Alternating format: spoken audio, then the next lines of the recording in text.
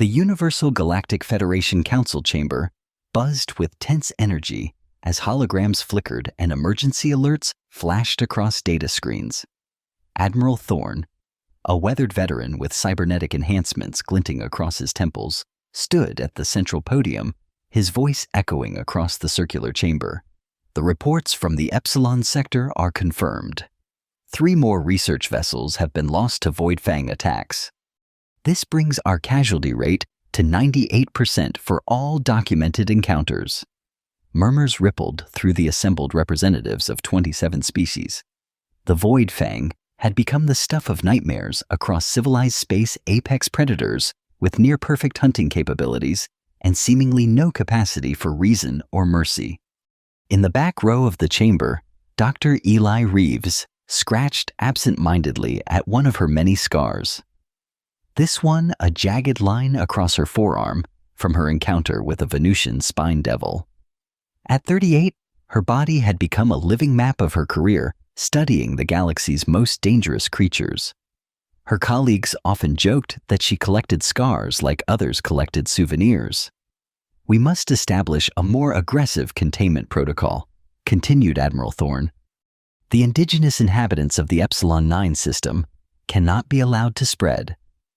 Eli's hand shot up, drawing annoyed glances from those around her. She wasn't technically supposed to speak at these proceedings, but that had never stopped her before. "Indigenous inhabitants," she repeated, standing. "Not monsters, not threats inhabitants. We've barely begun to understand them." Admiral Thorne fixed her with a cold stare. "Dr. Reeves, your expertise with dangerous fauna is appreciated, but the Void Fangs have proven themselves beyond study. They've killed every researcher who's attempted to observe them." "Because we're approaching them wrong," Eli insisted. "I've reviewed the data from previous missions. We send in armed teams, heavy equipment, invasive scanning technology.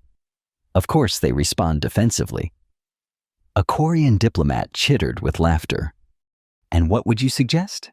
Asking them politely not to disembowel our scientists?" Eli didn't flinch. "I'm volunteering to go to Epsilon 9. Alone. Minimal equipment, observational only.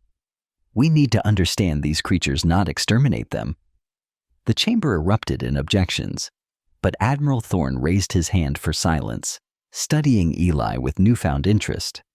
"You understand the risk you're proposing to take, the survival rate."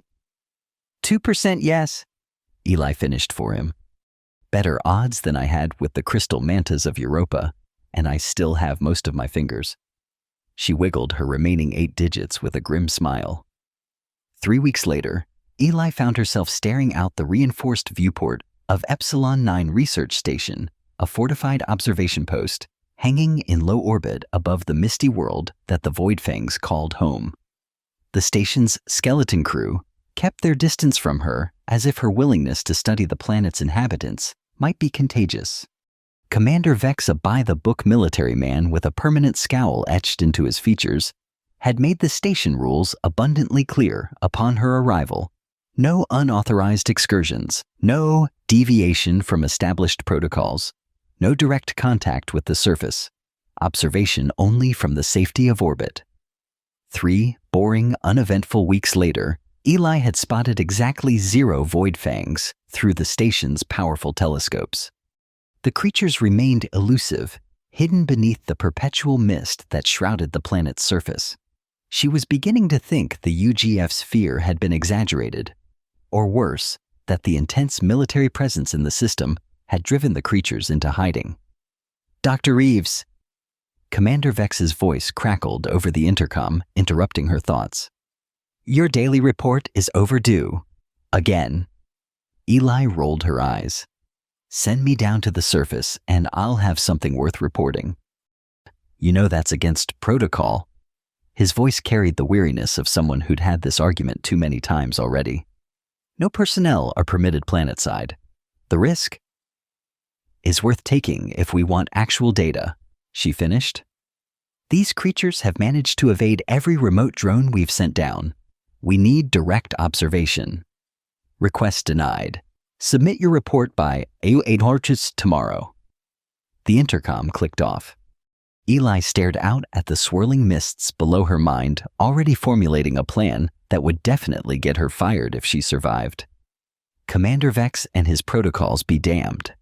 She hadn't traveled across half the galaxy to stare at fog through a telescope. That night, while the station's crew slept, Eli made her way to the research pod bay.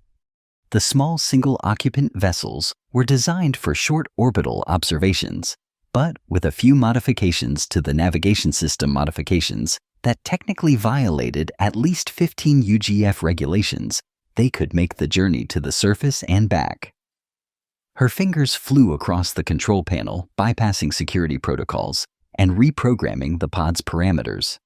Years of fieldwork had taught her more than just biology. Sometimes you had to be your own engineer pilot and security expert when studying creatures that could kill you in seconds. The pod detached silently from the station, its thrusters barely visible, as Eli guided it down through the atmosphere. Heart pounding with a familiar mix of fear and excitement, she watched as the mists enveloped her tiny vessel, cutting off visibility almost completely. Steez. She landed in a small clearing among what appeared to be towering fungal growths, tree-like structures that glowed with faint bioluminescence, casting eerie blue shadows across the misty landscape. The air was breathable according to her instruments, though heavy with spores and unfamiliar compounds. Eli sealed her environmental suit anyway. No sense taking unnecessary risks, and stepped out onto the surface of the Void Fang's homeworld. The silence was profound, broken only by the occasional drip of moisture from the fungal canopies and the soft hiss of her suit's air recyclers. For hours, she collected samples of soil vegetation and the strange glowing fungi, all while keeping a nervous eye on her surroundings. Despite her brave words to the UGF Council, Eli was well aware of the danger she was in. Void Fangs had earned their fearsome reputation, and here she was, alone on their home turf, armed with nothing but scientific curiosity and a small stunner that would probably just annoy one of the creatures if they decided to attack. As the planet's weak sun began to set, casting the forest in deeper shadows, Eli prepared to return to her pod. She had enough samples for preliminary analysis, and pushing her luck by staying after dark seemed foolish even by her standards. That's when she saw it. A strange beamby pattern of bioluminescence, moving among the trees different from the steady glow of the fungal trunks. It pulsed with purpose, a series of blue-white flashes that seemed almost deliberate. Every instinct told her to run to get back to the pod immediately.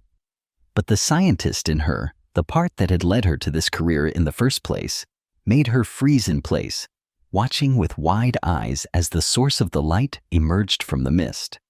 It was massive, far larger than the UGF's intelligence had suggested.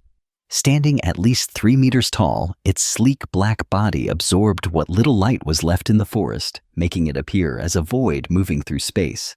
Only the patterns of bioluminescent spots and streaks across its hide revealed its shape.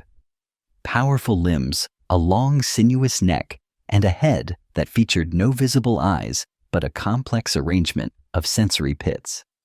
A Void Fang, the most feared predator in the known galaxy, and it was staring directly at her. Eli's breath caught in her throat. Running would be pointless. The creatures were renowned for their speed. Fighting was equally futile. So she did the only thing she could think of. She stood absolutely still, forcing her breathing to remain calm as the massive predator approached. It moved with surprising grace for its size, each step deliberate and silent. As it drew closer, Eli noticed something she hadn't expected. The creature was injured. A deep gash ran along one of its hind limbs, leaking a phosphorescent fluid that glowed the same blue-white as the markings on its hide. The wound looked infected, swollen, and angry, even through the creature's dark skin. And suddenly, Eli understood why it hadn't immediately attacked. It was weakened, perhaps seeking an easy meal, rather than having to hunt at full capacity. Her scientific mind raced even as fear threatened to overwhelm her. This was an unprecedented opportunity, No one had ever been this close to a void fang and lived to document it. If she could somehow help the creature gain its trust. Slowly telegraphing every movement, Eli reached into her sample bag and withdrew the protein bar she'd packed for her expedition. The creature's head tilted the bioluminescent patterns across its hide, shifting to a faster, more intense rhythm. "It's okay," she whispered, knowing the creature couldn't understand her words, but hoping her tone might convey her intent. "I'm not going to hurt you." She unwrapped the bar and broke off a piece, then tossed it gently toward the void fang. The creature didn't move to eat it, but its head tilted further, the pattern of lights across its body changing again.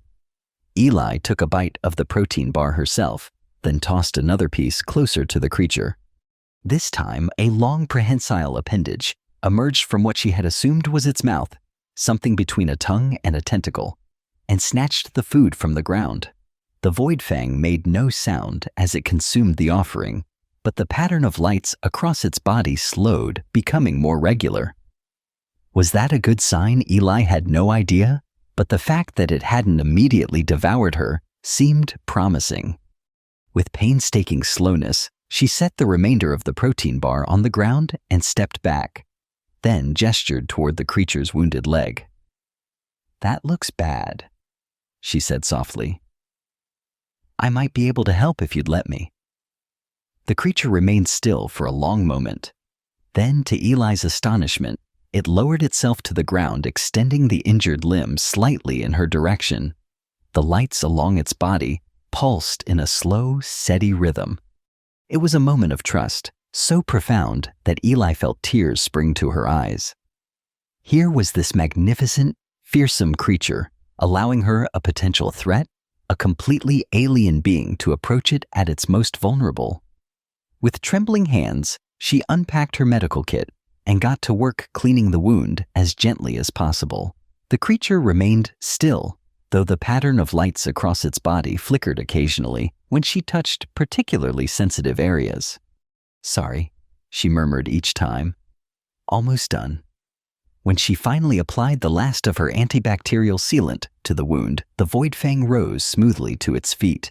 For a terrifying moment, Eli thought she had made a fatal mistake, that now healed enough to move properly, the creature would see her as prey after all. Instead, it leaned its massive head down to her level, the bioluminescent patterns across its hide shifting into a complex, beautiful display unlike anything she had seen before. Then, with silent grace, it turned and disappeared back into the misty forest. Eli stood rooted to the spot, her heart pounding with awe rather than fear. She had just done what no human no being in the known galaxy had ever done before.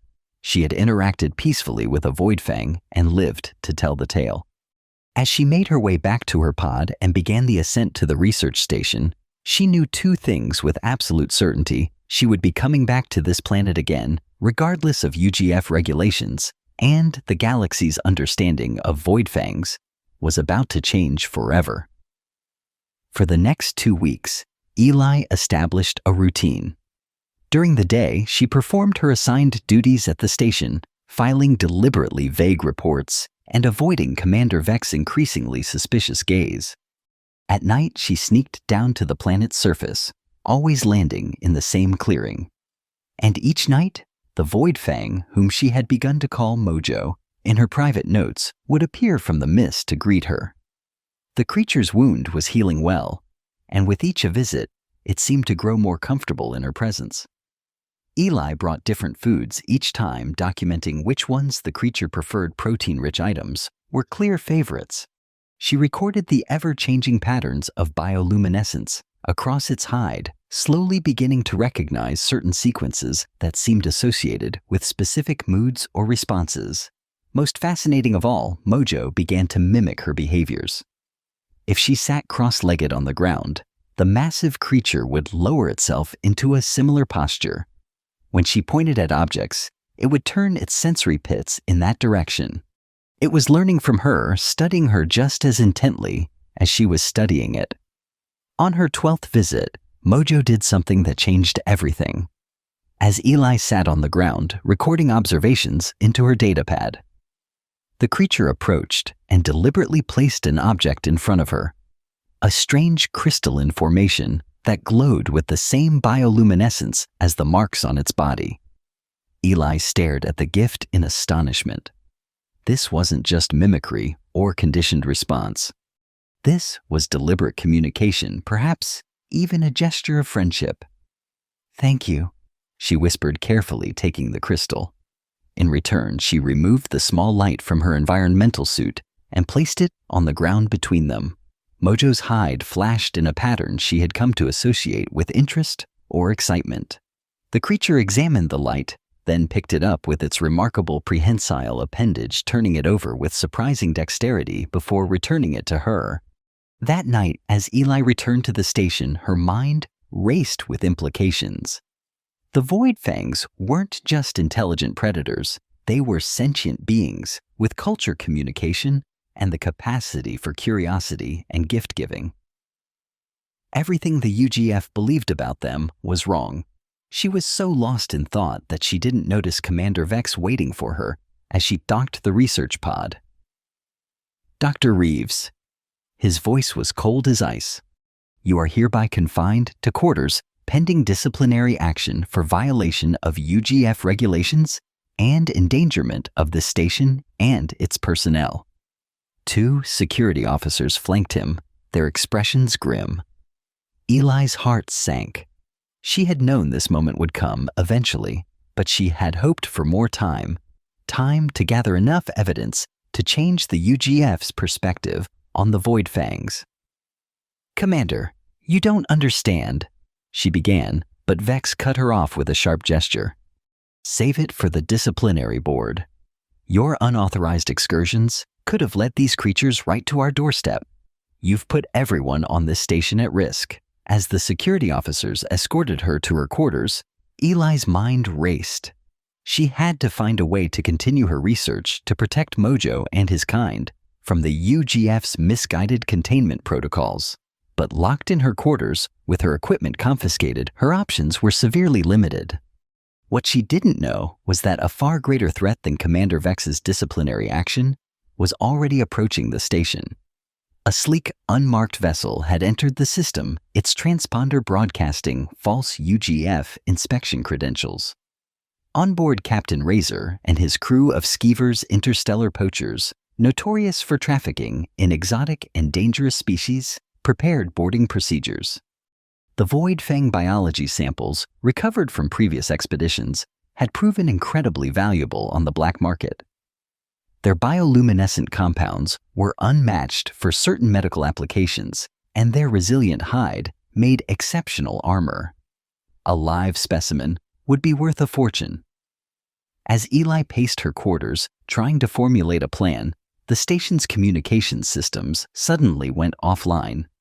Emergency lighting bathed the corridors in red, and the lockdown on her door unexpectedly disengaged. Confident but seizing the opportunity, Eli slipped into the corridor. The station seemed eerily quiet, with none of the usual personnel at their posts. Something was very wrong. She nearly collided with Dr. Lin, the station's quiet xenobiologist, who had always been politely distant, but never openly hostile like some of the others. "Dr. Reeves," Lin whispered urgently, pulling Eli into a maintenance alcove. "The station's been infiltrated. Armed intruders claiming to be UGF inspectors, but I recognize their leader from security bulletins. It's Captain Razor and his skeevers." Eli's blood ran cold. The skeevers were infamous for their brutality and their specialization in capturing creatures deemed too dangerous for legal trade. If they were here, they're after the Void Fangs, she realized aloud. They must have intercepted some of my data transmissions. Lin nodded grimly. Commander Vex is cooperating with them, thinking they're legitimate inspectors. They've taken control of the command center and communications. We're cut off from UGF headquarters. Eli's mind raced. I need to get back to the surface. There's something you don't know? I've made contact with one of the Void Fangs. They're not what we think they are. They're intelligent communicative. Lynn's eyes widened with a mixture of disbelief and scientific curiosity. You've actually interacted with one and survived. More than survived. We've established a relationship of sorts. I call him Mojo. Before Eli could explain further, the station shuddered violently. Alarms blared and emergency containment doors began sealing off sections of the corridor. They're preparing for a ground assault, Lynn whispered, using the station's own shuttles. Determination hardened in Eli's chest. We have to stop them. Not just for Mojo, but for all his kind. If the Skeevers start hunting them, the Void Fangs will retaliate. It will be a bloodbath that confirms the UGF's worst fears. Together, they made their way toward the shuttle bay, avoiding the Skeevers' patrols through maintenance tunnels and service corridors that Lynn knew intimately from her years on the station. They arrived just in time to see the first shuttle departing for the planet's surface, carrying a team of heavily armed poachers. Commander Vex stood watching the launch, his face troubled. Commander, Eli called out, stepping from their hiding place, despite Lynn's attempt to hold her back. Those aren't UGF inspectors, they're Skeevers, poachers. Vex turned surprise, giving way to suspicion. Dr. Reeves, you should be confined to quarters. Whatever story you've concocted to justify your violations, scan their ship. Lynn interrupted, stepping forward. Check their credentials against the UGF database directly, not through their provided documentation. I've worked with the UGF inspection teams before. These people aren't following any standard protocol. Doubt flickered across Vex's face. He glanced at his datapad, then tapped a series of commands. His expression darkened as he read the results. Security breach confirmed, he said grimly. Their credentials are forged. He activated his comm unit. All personnel, we have hostile intruders aboard. Implement security protocol, Omega.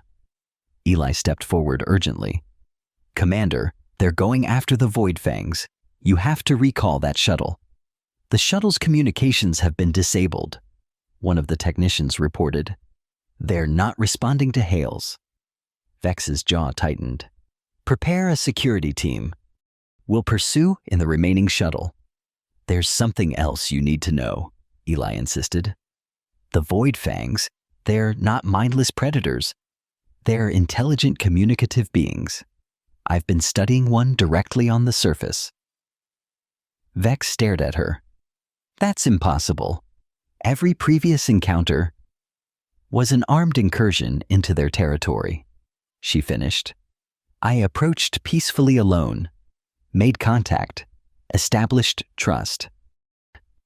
Before Vex could respond, a new alarm sounded, proximity warnings from the planet's surface. Multiple biosignatures approaching the landing site, announced a technician. Matching Void Fang patterns. A lot of them.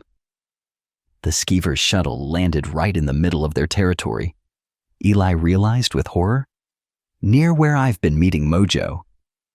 The screen displayed thermal imagery from the planet's surface. The Skeevers team had deployed in a defensive formation around their shuttle weapons ready. And approaching through the mist were dozens of heat signatures, Void Fangs, moving with coordinated precision that looked nothing like mindless aggression. They're protecting their home, Eli whispered. And Mojo might be down there too. Commander Vex studied the tactical display grimly. Even if what you say is true, Dr. Reeves, those poachers are about to incite exactly the kind of incident that confirms everything the UGF fears about these creatures. Then let me go down there, Eli pleaded. I can communicate with them, at least with Mojo. I might be able to prevent a slaughter. Vex hesitated, years of training and protocol, warring with the unprecedented situation before him.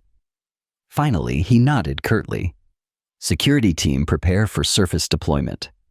And Dr. Reeves? You're coming with us. If you really can communicate with these creatures, now's the time to prove it. As they boarded the second shuttle, Lynn unexpectedly stepped forward. I'm coming too.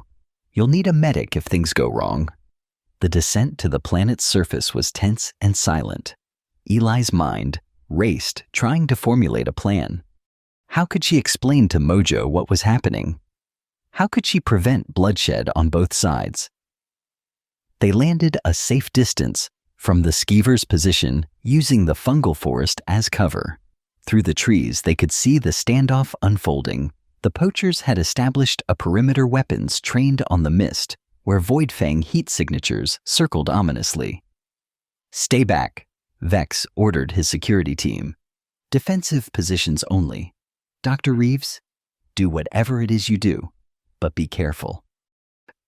Eli removed her helmet. She knew from experience that the Void Fangs responded better when they could see her face, and stepped forward into the clearing. Her heart hammered in her chest, but she kept her movements slow and deliberate. "Mojo," she called softly. "It's me, Eli." The mist swirled, and a familiar pattern of bioluminescence appeared. Mojo's distinctive markings glowing brighter than usual in what she had come to recognize as agitation or alarm. The massive creature emerged from the fog, his attention divided between Eli and the armed poachers in the distance. The patterns across his hide pulsed rapidly. "They're dangerous," Eli said, pointing toward the scavers. "They want to hurt you, capture you." Mojo's head tilted sensory pits, oriented toward her. She had no idea how much he understood of her words, but she had to try. To her amazement, the bioluminescent patterns across Mojo's hide changed to a sequence she had never seen before, complex, rhythmic, almost like a language. And from the mist around them, other Void Fangs emerged, their own patterns, shifting in what seemed like response. They were communicating, coordinating. Captain Razor's voice suddenly boomed across the clearing from an amplifier. "Step away from the creature, woman. These beasts are UGF-designated Level 1 threats, and we're authorized to eliminate any obstacles to their containment." "They're lying," Eli shouted back. "They're poachers, not UGF." Mojo's head swiveled toward Razor, the patterns on his hide shifting to a deep, pulsing red, a color Eli had never observed before. Without warning, he surged forward, moving with incredible speed toward the skeever's position. "No!" Eli cried, but it was too late. The poachers opened fire energy weapons, blazing through the mist. Mojo dodged with astonishing agility, the other Void Fangs following his lead in a coordinated attack pattern that demonstrated undeniable intelligence. What happened next would change galactic understanding of the Void Fangs forever. Instead of tearing the poachers apart, which they certainly could have done with their formidable natural weapons, the Void Fangs executed precision strikes. They disabled weapons, severed equipment, and incapacitated the skeevers without killing them. It was crowd control, not predation. "They're neutralizing the threat," Lynn whispered in awe, "not eliminating it." Commander Vex watched in stunned silence as creatures that had been classified as mindless killers demonstrated remarkable restraint and tactical intelligence. In the chaos, Captain Razor broke from his team, racing back toward his shuttle with something clutched in his hands. A capture device, primed and ready. He whirled toward Mojo, who was occupied with disarming another poacher. "Mojo! Behind you!" Eli screamed, running forward without thinking. Razor saw her coming and changed targets. The capture device now pointed at her. "Stay back, or I'll use this on you instead." Before either could react, a high-pitched whine filled the air. As Razor activated an EMP weapon, a dirty tactic used to disable protective equipment and nervous systems alike. Mojo collapsed to the ground, his bioluminescent patterns flickering weakly as the electromagnetic pulse disrupted his biology. Eli felt the pulse wash over her too, her limbs suddenly heavy and unresponsive.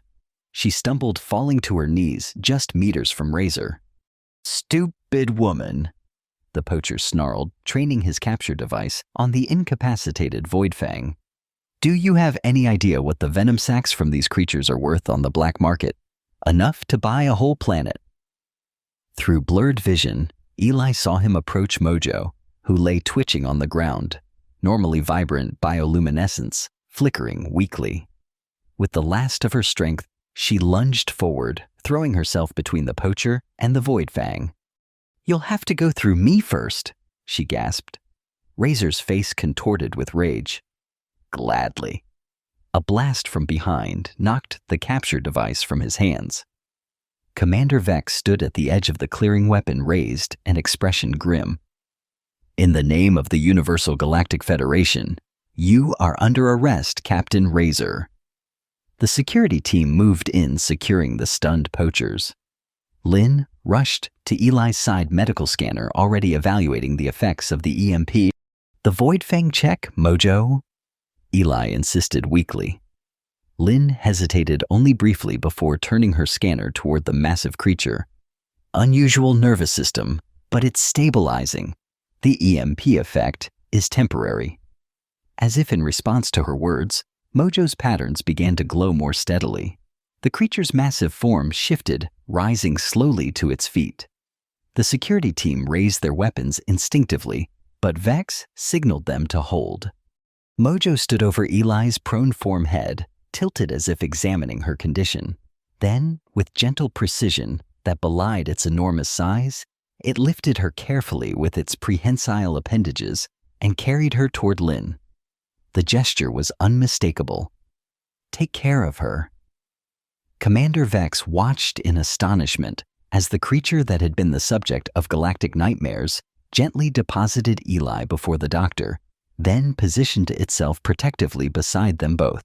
The other Void Fangs had formed a perimeter, watching the humans, but making no aggressive moves. "In all my years," Vex murmured. 1 month later, the UGF Council chamber was even more crowded than usual. News of the Epsilon 9 incident had spread across the galaxy, and representatives from every member world clamored to witness the unprecedented hearing. Eli stood before the council, fully recovered from the EMP attack. Beside her stood Commander Vex, his formal uniform gleaming under the chamber lights, and Dr. Lin, who had compiled extensive medical and biological data from their encounter. And behind them, causing ripples of fearful murmurs throughout the assembly, stood Mojo, the first Void Fang to ever enter UGF space peacefully. A specially designed translator hung around his neck, converting the bioluminescent patterns on his hide into audible language. Admiral Thorne called the session to order, his expression severe but curious. "Dr. Eli Reeves, you stand before this council having violated multiple UGF regulations, endangered a research station, and made unauthorized contact with a Level 1 threat species." He paused, eyes flicking to the massive Void Fang.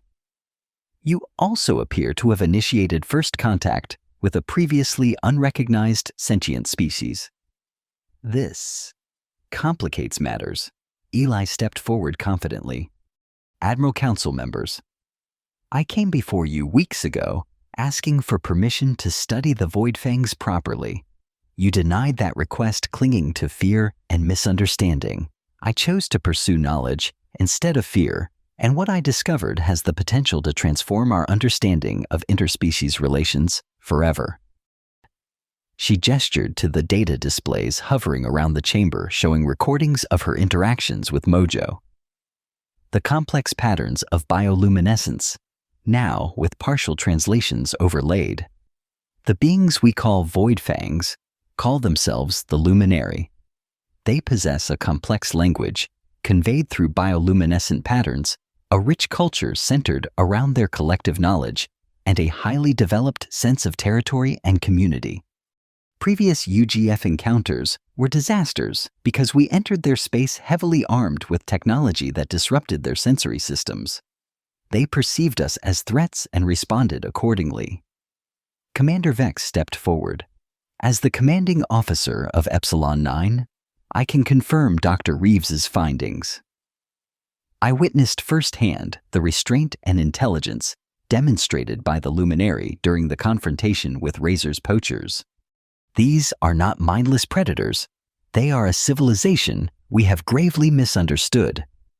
Murmurs rippled through the council chamber, As members digested this information, some appeared skeptical, others fascinated. Admiral Zeno, a longtime advocate for more aggressive containment of the Void Fangs, leaned forward. "If what you say is true, Dr. Reeves, how do you explain the 98% casualty rate of previous encounters?" Mojo's translator hummed to life, converting his bioluminescent response into words. The chamber fell silent, hearing the luminary voice for the first time. "You came as predators," the translation stated simply. "Loud machines, burning lights, weapons raised. We protected our young ones, our sacred places, as you would." A hush fell over the assembly. The implications were staggering decades of policy based on fundamental misunderstanding. Admiral Thorne broke the silence. "Dr. Reeves, what are you proposing?" Eli took a deep breath. "A complete reassessment of our approach to the luminary. The establishment of a proper research and diplomatic outpost on the edge of their territory with their permission. The development of better translation technology to facilitate communication. And a formal apology from the UGF for our past incursions." The chamber erupted in debate. Some representatives embraced the idea, enthusiastically seeing the potential for new alliance and knowledge. Others remained skeptical, unwilling to dismiss years of deadly encounters so easily. The deliberations continued for days with expert testimony from xenobiologists, linguistic specialists, and military strategists. Through it all, Mojo remained a steady presence, patiently answering questions through his rudimentary translator, and demonstrating an intelligence and diplomacy that gradually won over even the most hardened skeptics. In the end, the Council voted to establish the first official Luminary Contact Initiative, with Eli appointed as its director. Commander Vex was assigned as security liaison, tasked with developing new protocols for peaceful interaction, while Dr. Lin headed the medical research team, studying luminary biology with their cooperation rather than through invasion. 1 year later, Eli stood on the observation deck of the new research facility, established on the edge of luminary territory. Unlike the militarized station that had preceded it, this facility was designed as a place of cultural exchange and scientific collaboration. Mojo, wearing an advanced translator that could now convey the nuances of luminary communication, stood beside her. Their relationship had evolved from researcher and subject to something more like colleagues, even friends. "Your people still fear." Mojo's translator converted the bioluminescent patterns across his hide, shifting in what Eli now recognized as a mixture of concern and hope. "But less each day." "Fear fades with understanding," Eli replied. "It will take time, but we're making progress." A group of UGF diplomats was scheduled to arrive that day, the first official delegation to meet with the Luminary Council of Elders. It was a small step in galactic terms, but a monumental one for interspecies relations. Mojo's hide flashed in a pattern that the translator interpreted as amusement. "When you offered food that first day, did you imagine this?" Eli laughed. "A protein bar diplomacy." "Not exactly. I was just hoping not to get eaten. We never consumed sentient species." Mojo clarified a common misconception he frequently corrected. The deaths were defensive, not predatory. Eli nodded, sobered by the reminder of how close their two species had come to perpetual conflict based on misunderstanding. How many other monsters across the galaxy were simply misunderstood beings? She wondered, defending themselves against what they perceived as aggression. The facility's alert system chimed softly, announcing the approaching UGF vessel. But before the diplomats arrived, Mojo's hide flashed with an unusual pattern, one Eli had never seen before. "What is it?" she asked, immediately concerned. "Others come," the translator interpreted. "Not just the expected ones." Eli frowned, checking the facility's scanners. "The sensors only show the diplomatic shuttle approaching. Are you sensing something our technology can't detect?" The patterns across Mojo's body intensified, shifting to deep azure luces that usually indicated excitement or anticipation. Family. The translator offered. Though Eli knew, the luminary concept was more complex than the human word suggested. Before she could question further, the observation deck's doors slid open, and Commander Vex strode in his once perpetual scowl, now replaced with an expression of cautious optimism. Dr. Reeves, the diplomatic shuttle, is requesting permission to dock. All systems are green, but... He hesitated, glancing at a secondary display on his datapad. We're detecting anomalous biosignatures approaching from the planet's surface. Multiple luminary moving in formation toward the facility. Eli turned to Mojo, whose bioluminescent patterns were now pulsing in a rhythm she recognized as satisfaction. You invited them, she realized aloud. The luminary elders are coming here, aren't they? First meeting should be on equal terms, Mojo's translator conveyed. Not just your leaders to our territory, our leaders to your territory also.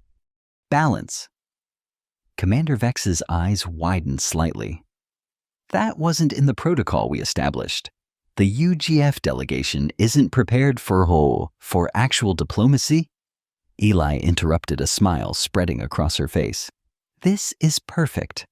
The luminary understand the importance of symbolic gestures better than we anticipated. She turned to the communications console. Alert the diplomatic shuttle that we'll have additional guests at the reception. And prepare the main gathering hall, we're going to need more space. Vex looked like he wanted to object on protocol grounds. Old habits died hard, but instead he simply nodded and began making the necessary arrangements. After a year of working alongside Eli and Mojo, even he had learned that flexibility yielded better results than rigid adherence to regulations when dealing with the luminary. An hour later, Eli stood in the facility's vast central hall, watching as history unfolded before her eyes. On one side of the room, the UGF diplomatic delegation, led by Admiral Zeno himself, who had become one of the initiative's strongest supporters after his initial skepticism, stood in their formal regalia expressions, ranging from nervous to awestruck. On the other side, 5 luminary elders had arrived, their massive forms adorned with intricate patterns of bioluminescence that the advanced translators in the room were interpreting as titles, lineages, and formal greetings. Mojo stood between the two groups, acting as a bridge between species that had once only encountered each other through violence. Elders of the luminary, Admiral Zeno began, his voice steady despite the unprecedented nature of the moment. On behalf of the Universal Galactic Federation, I extend formal greetings and gratitude for this historic meeting. The eldest of the luminary, a massive individual whose hide bore the scars of countless years, stepped forward. The patterns across its body shifted in complex waves that the translator rendered into elegant formal language. The people of light acknowledge the people of stars, came the translation.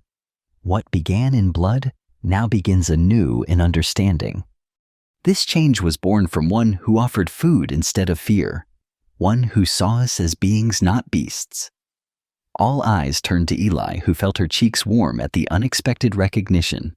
The luminary elder's bioluminescent patterns directed toward her specifically. The offering of sustenance is sacred among our kind. The translation continued. It establishes bonds stronger than treaties. The one you call Eli Reeves offered food to our wounded son without requirement or expectation. This act revealed a truth long hidden by misunderstanding, that beneath our differences, both our kinds seek connection, not conflict. Admiral Zeno nodded solemnly. Dr. Reeves has indeed opened our eyes to our own prejudices and assumptions. We have much to learn from your people and much to atone for in our past approaches. As the formal introductions continued, Eli found herself reflecting on the extraordinary chain of events that had led to this moment. One simple act of compassion, offering a protein bar to an injured creature, instead of running in fear, had cascaded into a fundamental shift in interspecies relations. how many other conflicts across the galaxy might be resolved with similar small acts of connection, Mojo moved to stand beside her, his presence now comforting rather than terrifying. "Your thoughts travel far," his translator interpreted. "I was just thinking about how different things might have been," she replied quietly. "If I had followed protocol that day, if I had run away." Mojo's Eamaid rippled with patterns that the translator interpreted as something between amusement and philosophical reflection. Small moments grow into large consequences. This is the way of the universe. The diplomatic proceedings continued throughout the day, with both sides carefully navigating the unfamiliar terrain of formal relations. There were moments of tension, misunderstandings that needed clarification, and occasional cultural faux pas, but underlying it all was a shared commitment to forging a new path forward. That evening, as the luminary elders prepared to return to their territory and the UGF diplomats retired to their assigned quarters, Eli found herself alone with Mojo on the observation deck once more, watching the swirling mists of the planet below. "I never asked you something," she said suddenly. "That first day when I found you injured, why didn't you attack me?" Every recorded encounter before, that had ended in violence. Mojo was silent for a long moment, his bioluminescent patterns shifting through subtle variations that the translator didn't immediately interpret. Finally, the pattern stabilized. "I was dying," came the simple translation. "The wound was poisoned by a plant our kind avoids. I had accepted my journey's end." The patterns shifted again, brightening. "Then you appeared, small, fragile, clearly afraid, yet you did not flee or attack. You offered food, a sacred act among our kind. It made no sense." Eli smiled faintly. "I didn't know it was sacred. I just didn't want you to be hungry while you were hurt." "Precisely," Mojo's translator conveyed. "Your act had no calculation. It was pure. It made me curious enough to delay my death. And curiosity led to healing, which led to understanding, which led to this moment." He gestured toward the planet below with one powerful limb. "All great changes begin with small curiosities. This is what both our peoples must remember."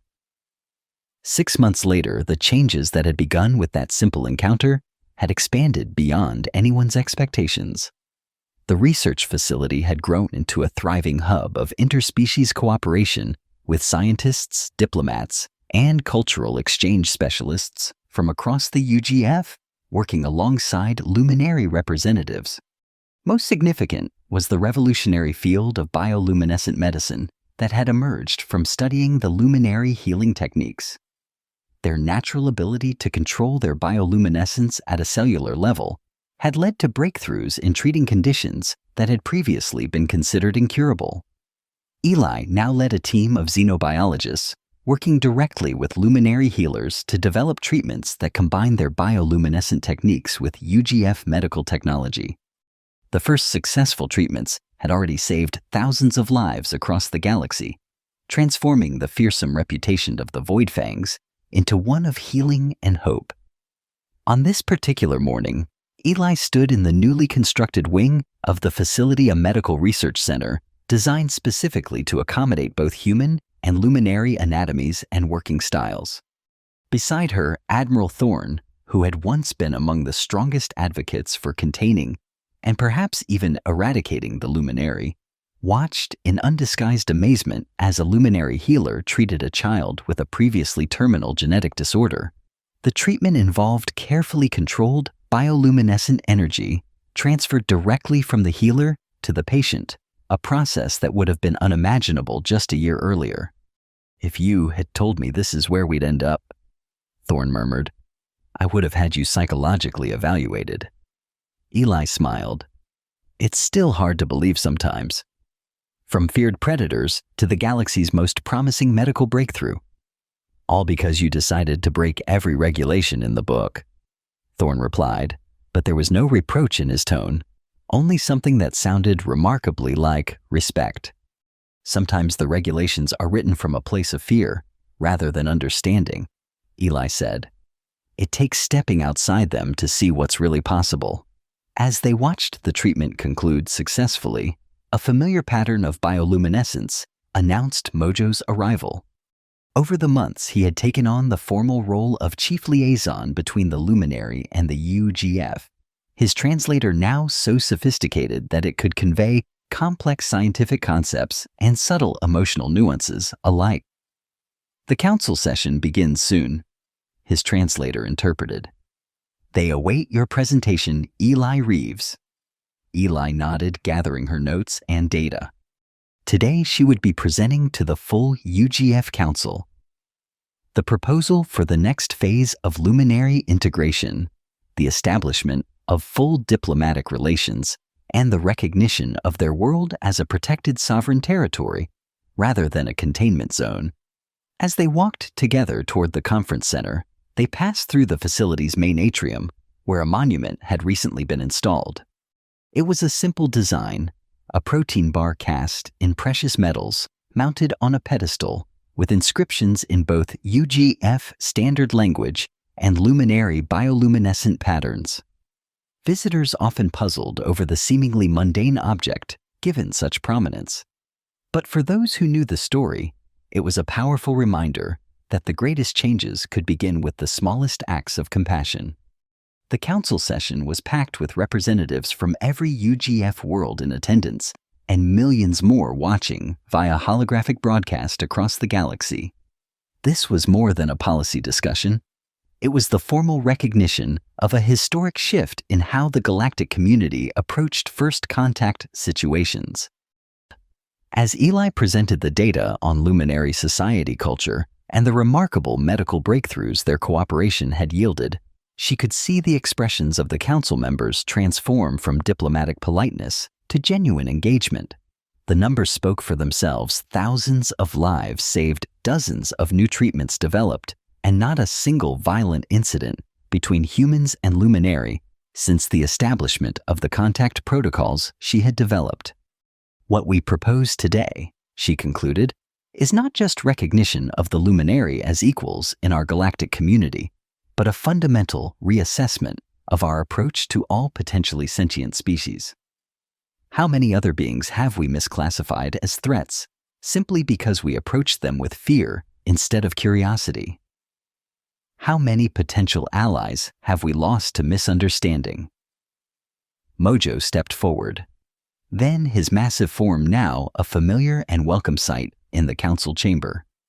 The patterns across his hide shifted through a complex sequence that his translator conveyed with eloquence. The darkness between stars is not empty, came the translation.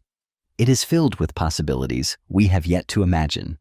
The people of light offer not just our healing knowledge, but our perspective that what appears most fearsome may, when approached with an open hand rather than a closed fist, reveal itself as your greatest ally.